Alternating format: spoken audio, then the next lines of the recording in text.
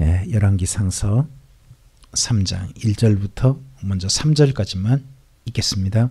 솔로몬이 애굽의 왕 바로와 더불어 혼인 관계를 맺어 그의 딸을 맞이하고 다윗 성에 데려다가 두고 자기의 왕궁과 여호와의 성전과 예루살렘 주위의 성의 공사가 끝나기를 기다리니라.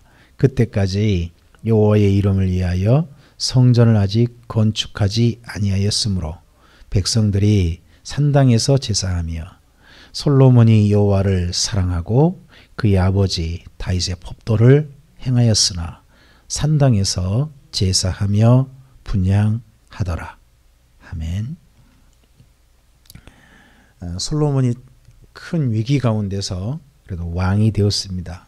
근데 왕이 되고 난 다음에 아버지가 유언한 대로 가까이 할 자는 자기 옆에 가까이 하고, 그리고 숙청할 자들은 숙청해서 나라가 드디어 견고해졌다라고 하는 내용이 2장 46절에 있습니다.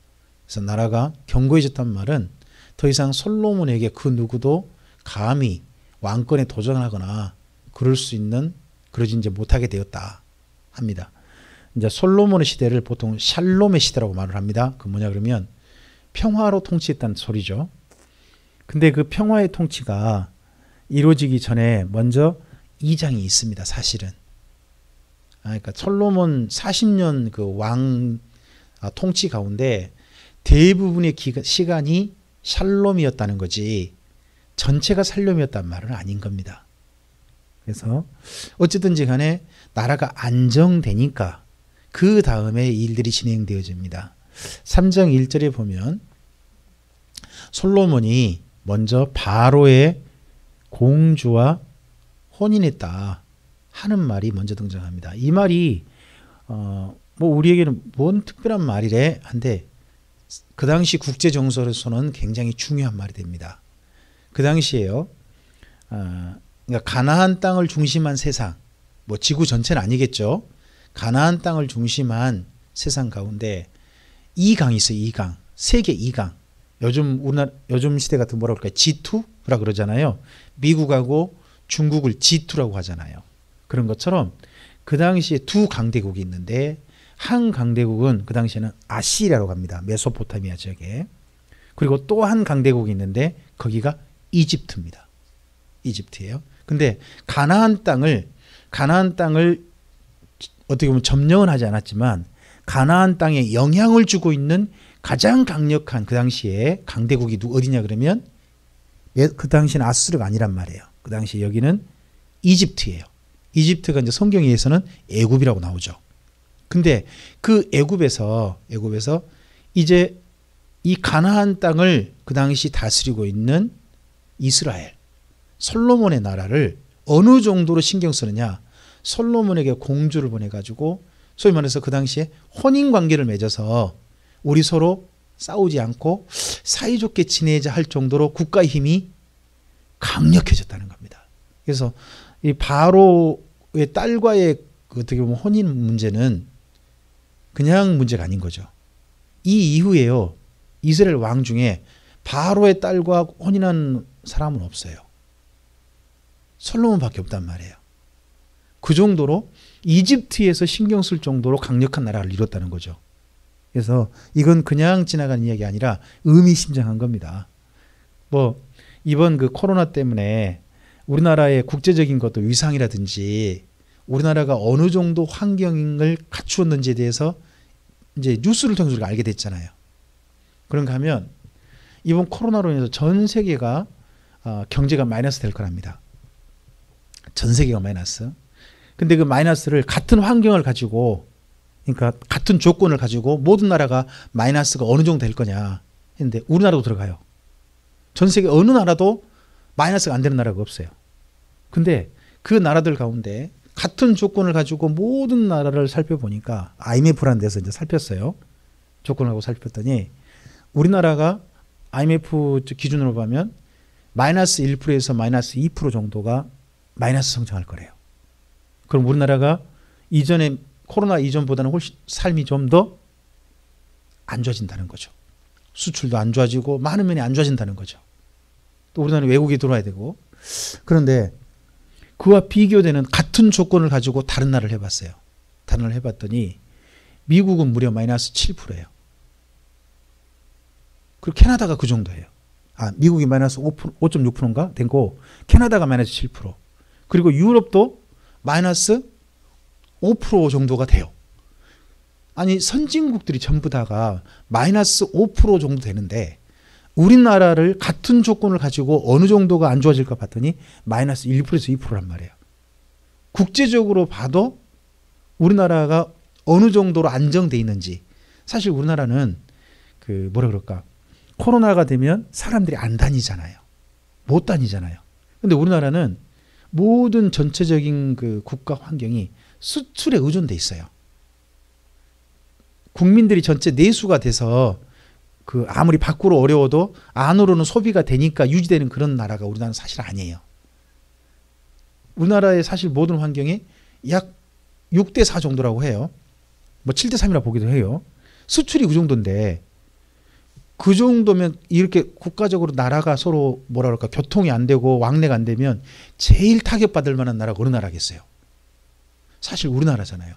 근데 그런 조건을 가지고, 같은 조건을 가지고 전체를 살펴봐도 IMF라고 하는 우리나라 밖에 있는 단체에서 모든 나라를 같은 조건을 가지고 살폈는데 우리나라가 그 정도, 물론 마이너스 될 거지만 다른 나라보다 훨씬 더 마이너스 덜 될 거라고 본 것은 이건 정말 특별한 거잖아요. 그만큼 우리나라가 다른 나라가 봐도 안정이 돼 있다는 거죠. 뭐 이번 IMF 때 많은 부분에 있어서 사실 수출이 안 되고 있는 건 맞아요. 사실 그런다고 해요. 그리고 지금 뭐 우리 집사님도 근무하신 곳에서 보면 사람들이 그만큼 어떤 많은 사람들이 밀집해서 그렇게 오고 가는 곳에는 지금 가기를 꺼려 하잖아요. 사실이잖아요. 뭐 우리나라 뭐 프로야구를 개막을 했지만 관중도 없이 지금 개막을 하고 그랬잖아요. 그런 구단들은 관중들이 있어야 하고 돈을 벌 거 아니에요. 이런 그 일이 있지만 그래도 안정됐다는 거죠. 그러면서 우리나라의 모든 나라들이, 다양한 나라들이 도움을 요청하고 하는 걸 보게 됩니다. 그러면 그건 뭐가 느껴지는 거예요? 우리나라의 국제적인 위상이죠. 그런 것처럼 이 당시에 솔로몬 당시에 이집트라고 하는 나라가 신경 쓸 만큼 위상이 높아진 나라가 솔로몬의 나라라는 거죠. 자, 그런 했을 때 솔로몬이 바로의 공주를 우선하지는 않는 게 또 보여집니다. 거기 1절에 이제 뒷부분이 이러잖아요. 바로의 공주를 자기 나라 왕비로 드렸어요. 그럼 제1황후가 됐을 거 아니에요. 제1왕비, 정실이 됐을 거 아니겠습니까? 그랬을 때 그 정도 공주가 왔으면 그만큼 예의를 갖춰야 될 거 아니에요. 근데 그런 공주가 왔다 할지라도요, 거기가 이렇게 돼 있죠. 자기의 왕궁과 여호와의 성전과 예루살렘 주위의 성의 공사가 끝나기까지는 그 바로의 공주를 위한 처소도 그 전에 처소 정도로 그냥 머무는 거죠. 물론 다양한 공사가 멈추지 않아서 그런 건다라고 돼 있습니다만은 그 중간에 뭐가 있습니까? 성전 공사가 끝나기까지. 이 당시에 그러니까 솔로몬의 모든 나라의 나라를 다스려가는 우선순위가 보이죠. 그래서 그 다음 절에 3절에 그렇게 표현되어 있지 않습니까? 솔로몬이 여호와를 사랑하고 그의 아버지 다윗의 법도를 향하고 그가 하나님께 제사하면서 이 모든 일이 진행되어졌다 라고 그 행했던 세 가지를 이야기하고 있습니다. 하나님을 사랑했고, 그리고 그의 아버지가 남긴 유언을 따랐고, 거기다 하나 더, 하나님께 제사하면서 이 모든 일이 진행되어졌다. 왕이 하나님 앞에 제사하고 분향했다는 것이 모든 백성들에게 보이잖아요. 보이면 백성이 그걸 따라하는 거거든요. 그러한 가운데서 일이 이루어진 게 4절 이하입니다. 4절부터 15절 읽어보겠습니다. 이에 왕이 제사하러 기브온으로 가니 거기는 산당이 큼이라. 솔로몬이 그 제단에 1000번제를 드렸더니 기브온에서 밤에 여호와께서 솔로몬의 꿈에 나타나시니라. 하나님이 이르시되 내가 내게 무엇을 줄고 너는 구하라. 솔로몬 이르되 주의 종 내 아버지 다윗이 성실과 공의와 정직한 마음으로 주와 함께 주 앞에서 행함으로 주께서 그에게 큰 은혜를 베푸셨고 주께서 또 그를 위하여 이 큰 은혜를 항상 주사 오늘과 같이 그의 자리에 앉을 아들을 그에게 주셨나이다. 나의 하나님 여호와여, 주께서 종으로 종의 아버지 다윗을 대신하여 왕이 되게 하셨사오나 종은 작은 아이라 출입할 줄을 알지 못하고 주께서 택하신 백성 가운데 있나이다. 그들은 큰 백성이라 수요가 많아서 셀 수도 없고 기록할 수도 없사오니 누가 주의 이 많은 백성을 재판할 수 있사오리이까. 듣는 마음을 종에게 주사 주의 백성을 재판하여 선악을 분별하게 하옵소서. 솔로몬이 이것을 구하매 그 말씀이 주의 마음에 든지라. 이에 하나님이 그에게 이르시되 내가 이것을 구하도다. 자기를 위하여 장수하기를 구하지 아니하며 부도 구하지 아니하며 자기 원수의 생명을 멸하기도 구하지 아니하고 오직 송사를 듣고 분별하는 지혜를 구하였으니 내가 내 말대로 하여 내게 지혜롭고 총명한 마음을 주노니 내 앞에도 너와 같은 자가 없었거니와 내 뒤에도 너와 같은 자가 일어남이 없으리라. 내가 구하지 아니한 부귀와 영광도 내게 주노니 내 평생에 왕들 중에 너와 같은 자가 없을 것이라. 내가 만일 내 아버지 다윗이 행함같이 내 길로 행하며 내 법도와 명령을 지키면 내가 또 내 날을 길게 하리라. 솔로몬이 깨어보니 꿈이더라. 이에 예루살렘에 이르러 여호와의 언약궤 앞에 서서 번제와 감사의 제물을 드리고 모든 신하들을 위하여 잔치하였더라. 아멘. 방금 우리가 읽었던 내용은 소위 솔로몬의 일천번제라고 해가지고 상당히 우리나라 성도님들에겐 제법 익숙한 본문입니다. 또 심지어요. 지금 그 기독서점 같은 데 가보면 일천번제 헌금이라고 하는 봉투도 있어요. 헌금도 있을 정도로 우리나라에 상당히 많이 알려진 본문이에요. 그런데 이에 왕이 제사하러 기브온으로 가니 거기에 상당히 크다라고 돼 있는데 4절 옆에다가 4절에 그 혹시 3장 첫머리에 역대하서 1장이라고 돼 있나요? 3장 첫머리에 이 같은 본문이 같은 일천번제와 관련된 솔로몬의 제사 번제와 관련된 본문이 어디도 있냐 그러면 역대하서 1장에도 있어요. 두 개를 비교해서 읽어보시면 돼요.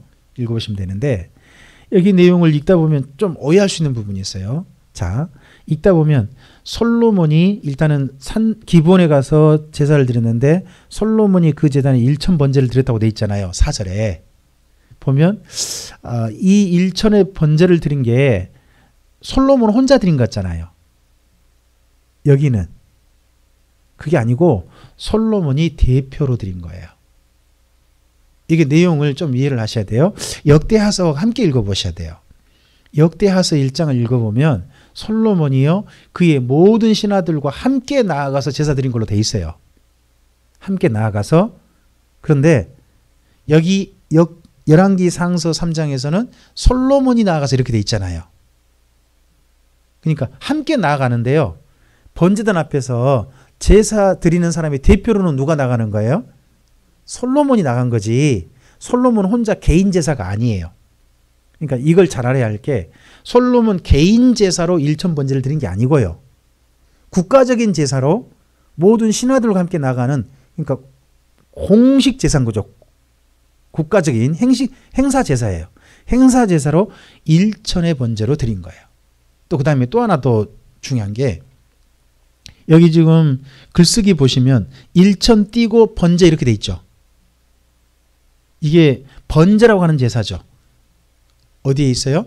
레위기 1장에 있잖아요. 레위기 1장의 그 번제라고 하는 제사가 뭐죠? 짐승을 태워드리는 가장 먼저 하나님께 드리는 첫 번째 제사예요. 번제가 있고 번제 드리고 난 다음에 제사함을 받고서 그 다음 드리는 게 소제, 그 다음 화목제 이렇게 나아가는 거거든요. 제사가. 그래서 가장 첫 번째는 번제를 드리도록 되어 있어요. 근데 이게 만약에 1000번의 제사라고 그런다면 글자를 어떻게 써야 될까요? 그게 아니고 1000 띄고 번 띄고 제 이렇게 해야 돼요. 번하고 제사를 번제 있잖아요. 그걸 붙어 쓰는 게 아니고 번제를 띄어야 한다고요. 1000번의 제사가 되니까.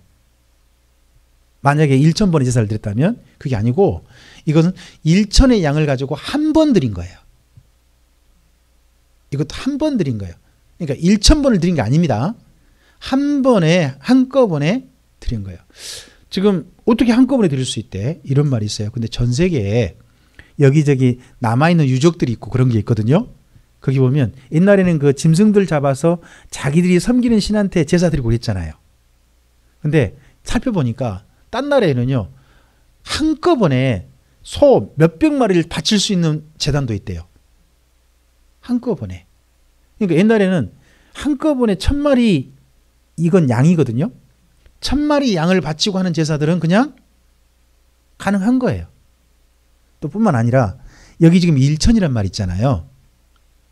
1000이란 말이 그쪽 히브리어로 하다 보면 뭘로 될 수 있잖아요. 그러면 소 한 마리 될 수도 있대요. 소가 한 마리. 그러니까 1000의 양을 가지고 될 수도 있지만 또 뭐도 가능하냐 그러면 국가적인 제사니까 가장 큰 제사에는 최고 가치 있는 걸 드린다 그래서 소를 바치거든요. 그래서 소 한 마리를 바치는 제사였을 수도 있다는 거예요. 이건 뭐 약간의 해석의 차이가 있긴 있어요. 근데 중요한 건 뭐냐 그러면 개인 제사가 아니라는 거죠. 공식 제사고, 그리고 몇 번 드렸다고요? 한 번. 한 번 드렸어요. 그럼 며칠 만에 끝났겠어요? 하루죠. 하루죠. 그래서 역대하서 1장에 읽어보면 그날 밤에 이렇게 나와요. 솔로몬이 하나님 만나는 거 있잖아요. 그거이 그날 밤에 이렇게 나오는데 여기는 지금 그런 얘기가 없어요. 제대로 없잖아요. 근데 여기 있죠. 그 5절에 기브온에서 밤에 이렇게 돼 있잖아요. 만약에 1000번의 제사를 1000번의 제사를 드렸다면 솔로몬이 기브온에서 며칠 있어야 될까요? 1000번 마칠 때까지 있어야 될 거 아니에요. 그렇죠? 그래서 1000번 마치고 나니까 밤에 하나님께서 그 기브온에서 산당이 있는 곳이 기브온이거든요. 제사 드린 곳이 예루살렘이 아니에요. 기브온에서 1000번 바칠 때까지 있다가 그때 하나님께 응답 받았다 이런 이야기 아니에요. 여기 이야기 있다 보면 자칫 그럴 수 있잖아요. 그렇게 되다 보면 솔로몬이 거기 번제는 하루에 한 번이나 두 번 드리게 돼 있거든요. 아침하고 저녁에 드리도록 돼 있어요. 아침 저녁. 그러면 1000번 드리려면 며칠 있어야 돼요? 아침하고 저녁으로 이제 번제를 드린다 그러면 500일이 있어야 되고요. 1000번이니까. 그렇죠? 계속 태운다 하더라도 굉장히 오랜 날이 있어야 돼요. 그러잖아요. 여기 그럼 국가가 어떻게 될까요? 말이 안 되는 거예요. 그래서 이런 것들 읽어보면 하루 만에 드렸다는 게 분명히 보여요. 근데 우리는 지금 그 우리나라에서 1000번의 제사를 드리는 1000번제라고 할 때 1000번을 세게요. 1000번. 1000번을 채우게 하고 그리고 하루가 아니라 1000번을 채우다 보니까 여러 날이 되죠. 이게 좀 뭔가 성경을 잘못 읽은 거죠. 잘못 읽었고 또 하나 이제 밤에 하나님께서 나타나서 이것 때문에 해요. 보통 5절에 뭐라고 하죠? 하나님께서 내가 내게 무엇을 줄고 너는 구하라 이 이야기 있잖아요. 하나님께서 1000번의 제사를 드리면 하나님께서 뭐 하신다는 거예요? 꿈에 나타나셔가지고 그렇게 물으신다는 거예요. 근데 이게 우리나라 분들한테 너무 마음에 들었어요. 1000번에 그럼 내가 제사를 바치면 하나님께서 솔로몬에게도 너는 내게 구하라 내가 내게 무엇을 줄까 이렇게 하셨던 것처럼 바친 나에게도 나타나셔가지고 그렇게 말씀하신다 라고 많은 분들이 이렇게 생각한 거예요. 그렇게 믿은 거죠. 또 누군가 그렇게 이야기해 준 거예요. 그래서 그렇게 믿고 이걸 하다 보니까 그때 하나님께 잘 구하면 뭐예요? 지혜도 받을 뿐만 아니라 나머지도 받는다 한 거거든요. 여기 말씀 있죠. 12절에 먼저 하나님께서 구한 대로 준다 그죠? 구한 대로 준다. 근데 13절에 뭐라고 해요? 내가 구하지 아니한 뭐도 주겠다. 부귀와 영광도 주겠다. 구하지 아니한 것도 주겠다고 하잖아요. 우리나라 분들에게 대부분 여기 솔로몬에게 주신다는 것 중에 뭐가 마음에 들까요? 뒤에 게 더 마음에 들었을지도 몰라요. 그래서 이걸 하는 분들이 이걸 하고 이걸 또 실행하는 하는 분이나 하는 교회가 제법 있어요. 우리나라에요. 근데 성경 본래와는 상관없는 거예요. 아무리 읽어봐도. 조금 좀 사람들이 너무 지나친 욕심으로 하는 거다 하는 거 분명해요. 그리고 여긴 중요한 게 그게 아니거든요. 솔로몬이 그날 밤 나라가 안정됐을 때 생각을 한번 해보세요. 나라가 안정됐으면 이제 솔로몬이 하나님께 제사 드리면서 무엇을 구할까요? 이 나라를 제가 어떻게 하면 잘 다스릴 수 있을까? 이걸 구했을 거 아니에요. 솔로몬이 최우선으로 해야 될 정치가 필요한 거잖아요. 최우선으로 해야 될 정치. 솔로몬은 이걸 구했어요. 9절을 보세요. 누가 주의 이 많은 백성을 재판할 수 있사오리까? 듣는 마음을 종에게 주사 주의 백성을 뭐하여? 재판하여 선악을. 그러면 솔로몬이 구한 게 뭐죠? 그러니까 분별하는 지혜를 가지고 재판을 잘하는 왕이 되게 해달라고. 그러니까 자기가 해야 될 여러 가지 일들이 있어요. 이 일들 중에 어떤 일을 잘하는 왕이 되고 싶다. 사실은 재판이에요. 그 당시 왕 중에 왕해야 될 평화로운 나라에 해야 될 가장 중요한 일 중에 하나가 재판이었거든요. 재판을 잘하는 왕이 되고 싶다. 근데 재판을 잘하다 보니까 백성들의 이야기를 제대로 알아들어야 될 거 아니에요. 그러죠? 알아듣는 그런 것을 하고 싶다. 그래서 이번 성경에는 이 번역을 이렇게 놨어요. 듣는 마음을 주사. 이래 놨잖아요. 근데 이전 개역 한글에서는 이걸 지혜를 주사 이렇게 놨어요. 그래서 이제 그 많은 분들이 솔로몬의 지혜에 대해서 또 오해도 있죠. 근데 여기서는 무슨 지혜냐 그러면 재판하는 지혜예요. 재판하는 지혜. 그래서 12절에 있잖아요. 하나님께서 내가 내 말대로 하여 내게 지혜롭고 총명한 마음을 준다 이렇게 돼 있잖아요. 그럼 여기 지혜롭고 총명한 마음은 뭐를 위한 걸까요? 재판을 위한 거예요. 이게 공부를 위한 게 아니란 말이에요. 그러니까 솔로몬의 지혜는요. 수능 시험 잘 보거나 그러는 것도 아니에요. 또. 그러니까 우리 혹시나 시험 볼 애들한테 솔로몬의 지혜를 달라 그러면 하나님 주실 수는 있죠. 근데 그 애가 나중에 판사나 돼야 이게 가능한 일이지. 그거 수능 잘 보거나 시험 잘 보거나 그런 쪽도 아니니까 그런 건 또 이해를 해야 돼요. 그래서 어쨌든지 솔로몬이 그걸 듣고 하는데 또 중요한 건 뭐냐? 이 모든 것이 앞으로 지속되려면요. 14절이거든요. 14절. 자, 하나님께서 조건이 있죠. 주시긴 하시겠대요. 근데 뭐라고 해요? 내가 만일 내 아버지 다윗이 행함 같이 내 길로 행하며 내 법도와 명령을 지킨다면 이거 해주겠다는 거잖아요. 이런 날들이 길게 해주겠다. 어떤 날이? 솔로몬이 백성을 지혜롭게 재판하고 그리고 그 나라의 부와 영광이 가득한 날이 길게 해주겠다. 이 날이 몇 년을 간 거예요? 그래서 40년을 간 거예요. 생각을 해보세요. 옛날에 한 왕이요. 나라를 40년 다스리는 건요. 많지 않아요. 우리나라 그 조선 왕조 있잖아요. 조선 왕조 왕들을 평균 따져봤더니 20년도 안 돼요. 왕이 있는 지가. 그러니까 왕이 돼가지고 일찍 죽어요. 이래저래 해서. 그러니까 왕이 되는 게 좋은 게 아닌 것 같아요. 다들 일찍 좀 죽거든요. 좀 아쉽죠. 사실 우리나라의 세종대왕 같은 분도 좀 더 오래 살았으면 좋을 뻔했는데 그분이 50대 초반에 돌아가시거든요. 좀 일찍 죽는다는 거죠. 근데 이분은 무려 왕이 몇 년간이나 40년간 있게 돼요. 진짜 오래 있는 거죠. 하나님이 그런 말씀해 준 겁니다. 그래서 이에 솔로몬이 이 모든 걸 하나님 앞에 감사하고 예루살렘에 돌아갔다는 겁니다. 자, 그리고 난 다음에 16절 이하 이야기가 뭐냐 그러면 그 지혜를 가지고 솔로몬이 재판을 어떻게 했대라고 하는 재판 예화 한 가지예요. 그 이후에 솔로몬이 이런 재판을 했답니다 하는 수많은 재판을 했을 거 아니에요. 그 중에서 한 가지 경우를 가져온 거예요. 많은 사람들이 기억하고 있는 재판. 16절 이하 읽어볼까요? 그때 창기 두 여자가 왕에게 와서 그 앞에 서며 한 여자는 말하되 내 주여 나와 이 여자가 한 집에 사는데 내가 그와 함께 집에 있으며 해산하였더이다. 있었더니 내가 해산한 지 사흘 만에 이 여자도 해산하고 우리와 함께 있었고 우리 둘 외에는 집에 다른 사람이 없었나이다. 그런데 밤에 저 여자가 그의 아들 위에 누움으로 그의 아들이 죽으니 그가 밤중에 일어나서 이 여종 내가 잠든 사이에 내 아들을 내 곁에서 가져다가 자기 품에 누이고 자기의 죽은 아들을 내 품에 뉘었나이다. 아침에 내가 내 아들을 전 먹이려고 일어나 본즉 죽었기로 내가 아침에 자세히 보니 내가 낳은 아들이 아니더이다 하매 다른 여자는 이르되 아니라 산 것은 내 아들이요 죽은 것은 내 아들이라 하고 이 여자는 이르되 아니라 죽은 것이 내 아들이요 산 것이 내 아들이라 하며 왕 앞에서 그와 같이 쟁론하는지라.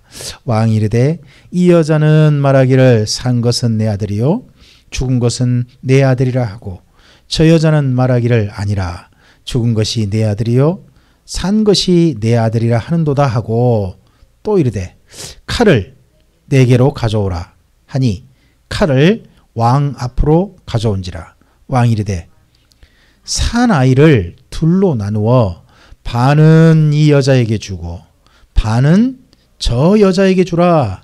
그 산 아들의 어머니 되는 여자가 그 아들을 위하여 마음이 불붙는 것 같아서 왕께 아뢰어 청하건대 내 주여 산 아이를 그에게 주시고 아무쪼록 죽이지 마옵소서 하되 다른 여자는 말하되 내 것도 되게 말고 내 것도 되게 말고 나누게 하라 하는지라.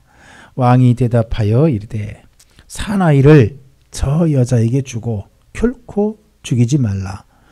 저가 그의 어머니이니라 하매 온 이스라엘이 왕이 심리하여 판결함을 듣고 왕을 두려워하였으니 이는 하나님의 지혜가 그의 속에 있어 판결함을 봄이더라. 아멘. 이 솔로몬의 재판 이야기는요, 중국에까지 알려졌나 봐요. 중국에 그 재판판자가 어떻게 되냐 그러면 둘로 나누다예요. 칼로 둘을 나누는 거예요. 칼로 자르는 거죠. 그러니까 이게 뭐냐 그러면 이 뭐 재판은 칼로 자르는 건 아니잖아요. 가령 두 개를 갖다 저울로 재본다니 그런 말도 되고, 그 그리스는 재판을 저울로 재잖아요. 그 재판하는 그 요즘 법정 앞에 있는 그 여신이 재판 그 상징이잖아요. 근데 손에 뭘 들고 있냐 그러면 저울을 들고 있어요. 저울을 들고 있어요. 저울로 잰다. 뭐 그럴 수도 있잖아요. 근데 이 솔로몬의 이야기가 얼마나 유명했던지 중국에까지 알려졌나 봐요. 그래서 이 재판과 관련돼서 그 재판판자를 쓰거든요. 근데 솔로몬이 이 지혜를 어떻게 활용했는가 보이죠. 그리고 또 하나 더 잘 생각해 보세요. 솔로몬의 나라에요, 사실은 창녀들이 있대요. 창녀는 어떤 여자들일까요?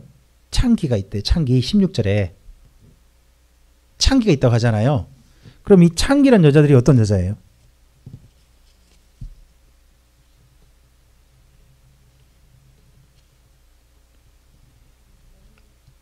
우리나라 같으면 몸 파는 여자 그렇게 생각되잖아요. 아니에요. 이게 그런 여자가 아니고 우상 섬기는 신전에서 일하는 여자들이에요. 제가 성경 강의 때 좀 말씀드렸는지 모르겠는데 그 당시 신전에는 기다리고 있는 케도시라고 하는 여자들이 있어요. 거룩한 창녀래. 무슨 창녀가 거룩해요. 근데 신한테 바쳐졌다고 해가지고 그 신을 위해서 어느 사람과 함께 그 신한테 바친 어떤 거룩한 예식을 치르는 여자들이거든요. 근데 그 예식이 성관계예요. 근데 그 여자들이 신전에서 일하는 게 있다는 것은 솔로몬의 우상숭배가 허용되고 있다는 소리잖아요. 사실은 어쨌든지 이게 허용된다는 것 자체는 좀 그렇잖아요. 근데 그러면 그런 여자들이라면요, 어때요? 국가적으로 니네 문제는 니네가 알아서 하라 그럴까요? 재판까지 가져와서 왕이 판결해 줄까요? 우리 같으면 저 아래 것들 이야기는 뭐 니네가 알아서 해. 뭐 이렇게 해버릴 수도 있잖아요. 근데 이 재판이 지금 어디까지 왔어요? 왕 앞에까지 왔어요. 왜냐 그러면 이스라엘 땅은요 재판이 이렇게 돼 있어요. 맨 먼저 10부장, 50부장, 100부장, 이거 1000부장까지 하고 난 다음에 그 다음에 거기도 판결이 안 되면 왕한테 오는 거예요. 우리나라와 마찬가지로 그 뭐 지방법원이 있고요. 고등법원이 그다음 대법원이 있잖아요. 근데 대법원 그 당시 대법원 원장이 누구냐 그러면 대통령을 생각하시면 돼요. 아, 왕으로 생각하시면 돼요. 근데 솔로몬 왕까지 재판이 온 거죠. 근데 솔로몬 왕이 그 창녀들 그 당시에 그 솔로몬의 나라에서 별로 관심도 없을 그런 여자들의 재판을 누가 받아주고 있는 거예요? 왕이 해주고 있는 거예요. 첫째는 이게 하나 있고 그리고 그런 여자들의 그 이야기를 그냥 듣는 게 아니죠. 정말 그 여지인들의 마음을 살펴서 해주잖아요.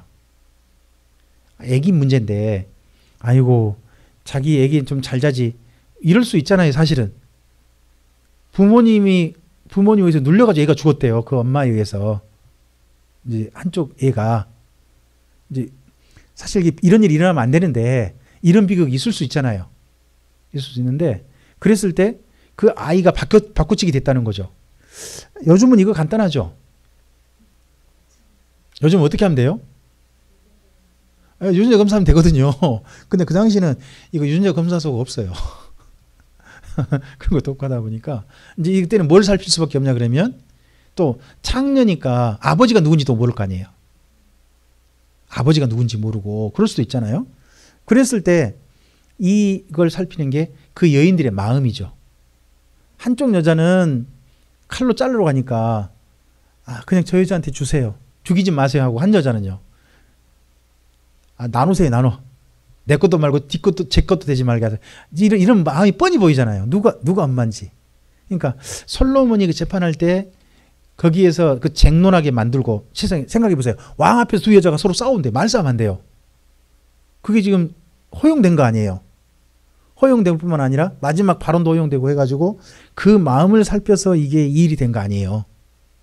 그렇게 해서 그 한 여자 실제 살아있는 여인의 산 아기의 엄마에게 그 아기가 주어졌다. 이걸 백성들에게 알려져서 결과가 뭐예요? 28절에 온 이스라엘 왕이 심리하여 판결함을 듣고 누구를 두려했다? 왕을 두려했다. 야, 진짜 왕 대단하다. 왕 앞에 가면 심지어 뭐까지 깨트려 본다. 마음까지 깨트려 본다. 막 이런 거 아니에요. 그래서 이 재판이 굉장히 유명한 재판 일화가 됐다는 거죠. 그러면 여기 이야기를 일부러 여기 실어놓은 이유가 뭐예요? 솔로몬이 일천의 번제를 바치고 난 다음에 하나님께 구했던 재판 잘하는 왕이 되고 싶어 했잖아요. 실제로 그가 어떻게 됐다는 거예요? 재판 잘하는 왕이 됐다는 거죠. 자, 오늘 여기 말씀을 가지고 우리도 한번 이렇게 해봤으면 좋겠어요. 우리도요, 하나님께 구하는 거 있잖아요. 하나님이 사람답게 살고 싶다든지 뭔가 구한 게 있잖아요. 그 구하고 난 다음에 그 구한 것에 대한 간증이 있었으면 좋겠어요. 앞서서 솔로몬이 번제를 바쳤을 때는 그가 구한 거잖아요. 그 다음에 재판은 뭐예요? 그의 간증일 수 있죠. 그럴 수 있는 거잖아요. 그런 것처럼 우리도 하나님의 사람답게 사는 가운데서 하나님 앞에서 모든 사람들 앞에서도 말할 수 있는 간증거리가 있었으면 좋겠어요. 우리가 하나님 사람답게 이렇게 구했더니 하나님께서 이런 일들을 경험하게 해주셨다 하는 그런 일들이 우리에게 많이 있었으면 좋겠습니다. 그래서 우리의 삶 또한 하나님의 마음에 드는 삶이 되었으면 좋겠고, 또한 하나님께서 기뻐하시고 모든 사람들이 저 사람 보니까 하나님 정말 계신 것 같다 할 수 있는 그런 삶으로 우리 삶이 이어지게 되기를 주님의 이름으로 축복합니다. 기도하겠습니다. 주님 감사합니다. 함께 주의 말씀을 드렸습니다. 솔로몬의 하나님 앞에 제사했던 내용과 그 후에 그가 구했던 대로 재판을 잘하는 왕이 된 한 가지 일화를 우리에게 보게 하셨습니다. 솔로몬의 이야기를 이렇게 보게 하신 것처럼 우리의 삶 또한 하나님의 선한 손에 맡겨지고 하나님께서 인도해 주시는 삶이 되어져서 하나님 앞에 구하고 하나님 앞에 소원하고 하나님 앞에 걸어가고 있는 우리의 삶이 하나님께서 이렇게 응답하셨다라고 하는 그런 구체적인 우리의 삶의 간증으로 모든 사람들 보기에 정말 저렇게 실제 이런 일이 이루어졌구나 하고 그렇게 인정될 만한 삶으로 앞으로도 이어져 가도록 주님 도와 주시옵소서. 우리의 삶을 주님의 손에 의탁드리오며 예수님 이름으로 기도합니다. 아멘.